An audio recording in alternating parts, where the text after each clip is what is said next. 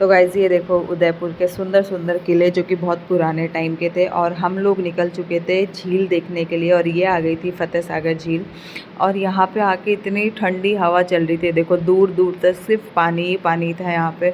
बहुत सुंदर लग रहा था, बहुत शांत लग रहा था। मन में इतना मतलब ऐसा हो रहा था कि यार कितनी सुंदर जगह है, ऐसा लग रहा था बस यहीं रह जाओ, यहीं बस जाओ। और उसके पास में था छोटा सा पार्क, तो हम लोग चले गए थे बच्चों को लेके पार्क के अंदर। फिर पार्क से फ्री होने के बाद हम लोग निकल गए थे और उदयपुर को देखने के लिए। और यहाँ पे भी रोडों का काम चल रहा है, जयपुर हो कहीं भी हो, सब जगह रोडों पे काम चल रहा है अभी। और ये देखो इतना सुंदर होटल था ये, एक से बढ़ के एक होटल थे यहाँ पे। मतलब मैं तो ऐसे खो गई थी उदयपुर में। मैं तो बहुत ऐसा मन था कि मैं अपने पतिदेव को कह रही थी आप यहीं पे घर ले लो। मुझे तो उदयपुर इतना पसंद आया। और फिर यहाँ पे था शंकर भगवान का मंदिर, हमने किए वहाँ पे दर्शन। और ये यहाँ का घंटा घर था जहाँ पे आपको दिख रहा है। आप गाइस पूरे वीडियो में देखना, कहीं कोई गंदगी नहीं है, एकदम साफ़ सफाई है। और फिर हम लोग पहुँच गए थे चित्तौड़। चित्तौड़ पहुँचने के बाद हमें लगी बहुत ज़ोरों की भूख, तो हमने सोचा पहले खाना पीना खा लिया जाए और फिर चलेंगे हम आगे। तो हमने चित्तौड़ का फेमस लिया। क्या फेमस है ये देखना अभी आगे। दाल बाटी चूरमा, ये चित्तौड़ का बहुत फेमस है।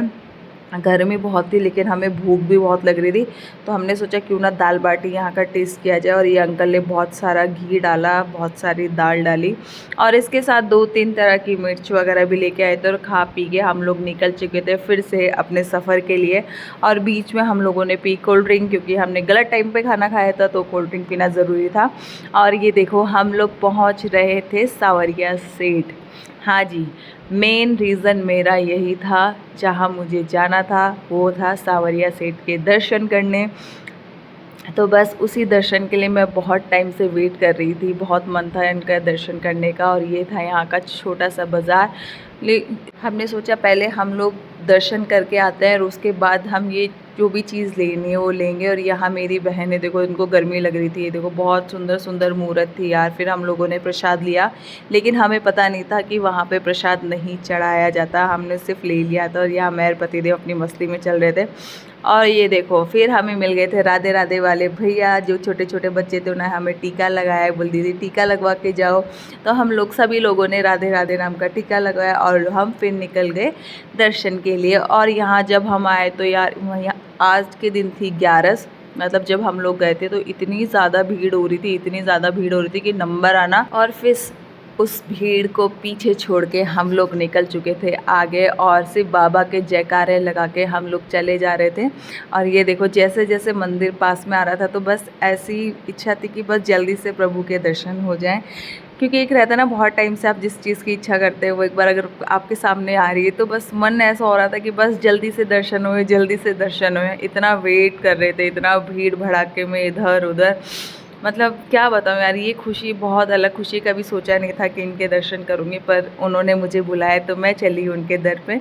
और यहाँ पे सब लोग देखो एक गणेश जी के चरण छूने के लिए इतने वो हो रहे थे। और ये देखो बोलो सांवरिया सेठ की जय, मैंने किए अपने प्रभु के दर्शन, बहुत खुशी मिली। और फिर हम लोग निकल चुके थे दोबारा अपने ट्रिप के लिए।